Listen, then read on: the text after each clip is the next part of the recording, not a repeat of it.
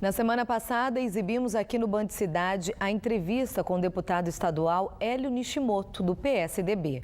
Hoje será a vez de outro deputado estadual aqui da nossa região. Vai ser o padre Afonso Lobato, do PV. No quarto mandato consecutivo, o político falou sobre a região metropolitana do Vale do Paraíba, transposição do Rio Paraíba, a epidemia de dengue em todo o estado, a falta de leitos nos hospitais e também se posicionou sobre a redução da maioridade penal. Confira. Hoje a gente fala com o deputado estadual Padre Afonso Lobato, do PV, eleito nas últimas eleições com mais de 81 mil votos. Esse é o quarto mandato dele na Assembleia Legislativa de São Paulo e a gestão dele prioriza a saúde, o meio ambiente e a promoção social. Padre Afonso, obrigado por ter aceito o nosso convite aqui do Band Cidade.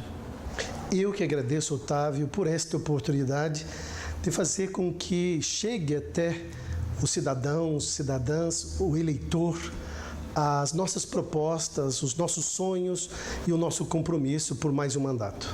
Padre Afonso, o senhor chega ao seu quarto mandato na Assembleia Legislativa de São Paulo. Mesmo depois de todo esse tempo, o senhor ainda percebe que novos desafios vão surgindo a cada dia aqui na nossa região? Sem dúvida, nós temos inúmeros desafios. Desafios na área da saúde, desafios na área de mobilidade urbana, desafios na área ambiental e, sobretudo, nessa questão saúde, que tem permeado os 3 mandatos anteriores.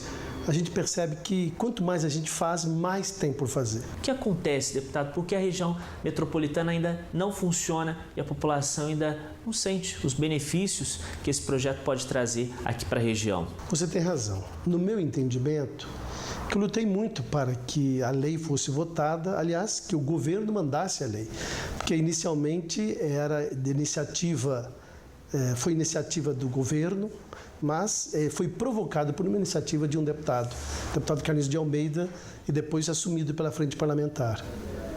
Quando se envia a criação da região metropolitana e quando se aprova, teria que aprovar junto a questão da agência, a questão do fundo. Então isso é um processo que demorou muito. Nós aqui demoramos 2 anos no processo até votar a agência, depois tem que regulamentar a agência. Isso vai demorar aí em torno de 2 anos e meio.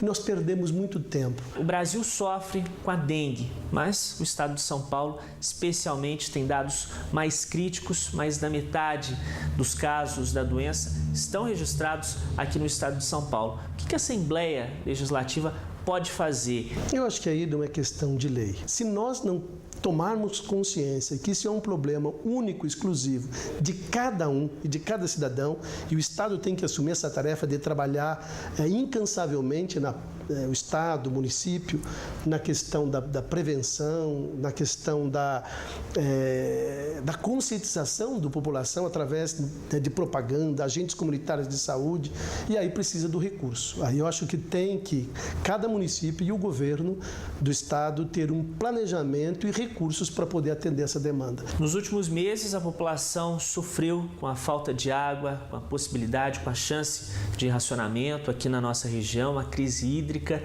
O partido do senhor defende uma ideologia com relação ao meio ambiente. O senhor é favorável, deputado, à transposição do Rio Paraíba do Sul? Eu acho que essa crise é bastante oportuna para que todos possamos refletir. Nós temos uma bacia bastante comprometida ainda com o esgoto sanitário, com o esgoto das indústrias.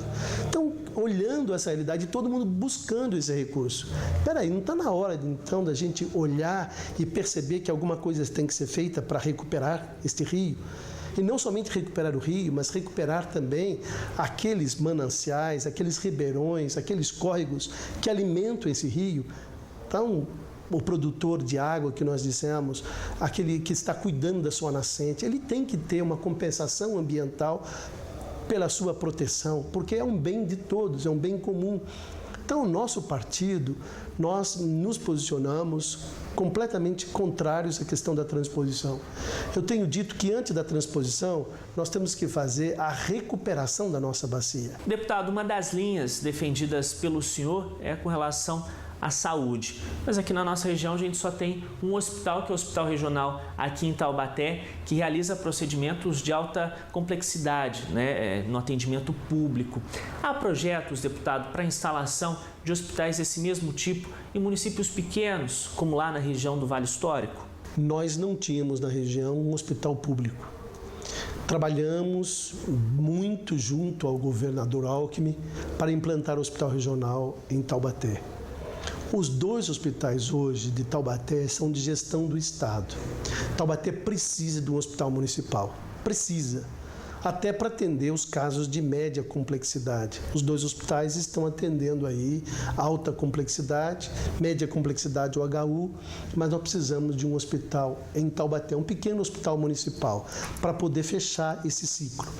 Mas nós temos um hospital iniciando no Litoral Norte, em Caraguatatuba, um outro em São José dos Campos, e eu estou pleiteando ao governador mais um hospital para atender os 17 municípios do Vale Histórico.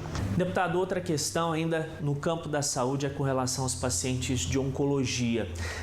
Há um déficit de cerca de 300 vagas de pacientes ou que não têm atendimento ou que não têm medicamento. Como está sendo o trabalho, deputado, do senhor para ajudar esses pacientes aqui da região com câncer?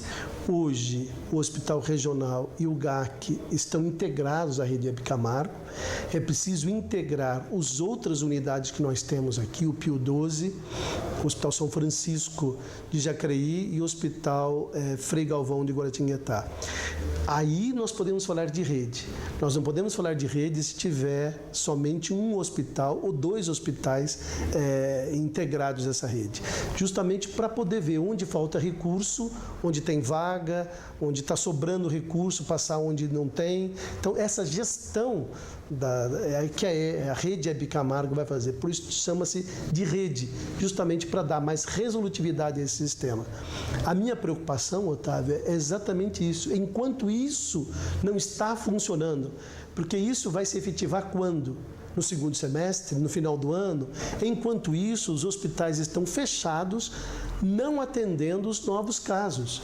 Justamente por quê? Porque já tem um estouro de teto muito grande, estão atendendo, como o regional está atendendo, às vezes até 3 vezes o seu teto, e está de portas fechadas para novos casos. Isso é inadmissível, que pacientes tenham que sair da nossa região e irem até Guarulhos para poderem serem atendidos. Ainda tem vagas em Guarulhos, daqui a pouco não vai ter mais. Onde serão atendidos esses pacientes? Onde?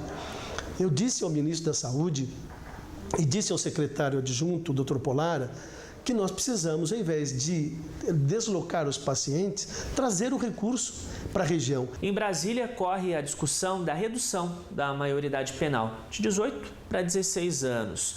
A Igreja Católica é contra essa redução. O senhor é padre, você também é deputado. Como é que o senhor fica, o posicionamento do senhor com relação a essa redução da maioridade penal? Eu sou contrário à diminuição da maioridade penal, não porque sou padre. Eu sou contrário porque, estudando, conhecendo, lendo muito sobre isso, a gente percebe que o sistema carcerário que nós temos, ele não educa ninguém. Nós temos aí um planejamento de construir mais 41 presídios para os próximos anos. E vamos construir mais. Se hoje nós colocamos pessoas com 16 anos, colocarmos pessoas com 16 anos, daqui a pouco nós vamos estar trabalhando para lutar para colocar de 14, de 12 e assim vai. O problema está na base, na atenção básica, no investimento básico, na família, em primeiro lugar, os pais terem responsabilidades, os governos atender as periferias das cidades, atender através de políticas públicas, incentivando, promovendo a cultura, o esporte, o lazer, investindo numa educação de qualidade, pagando bem os professores, enfim, numa série de questões que a gente pode de fato, está diminuindo este impacto. Olha, padre, obrigado pelo papo, por ter aceito o nosso convite aqui do Band Cidade. Obrigado mesmo. Eu que agradeço a oportunidade que a Band Vale nos dá de chegar até o eleitor. Isso é um direito do eleitor, conhecer as propostas e conhecer, sobretudo, o compromisso daquele que foi eleito pela região, pela cidade. Obrigado, Band Vale. Obrigado a vocês todos. Conversei com o padre Afonso Lobato, do PV, eleito nas últimas eleições como deputado estadual aqui pela região. A gente volta aí no estúdio da Band. A seguir, as informações do esporte com futebol e basquete. Ainda tem roupa nova hoje à noite em Taubaté. E esta é apenas uma das atrações da nossa agenda cultural para o seu fim de semana. Agora são 7h11, a gente não demora.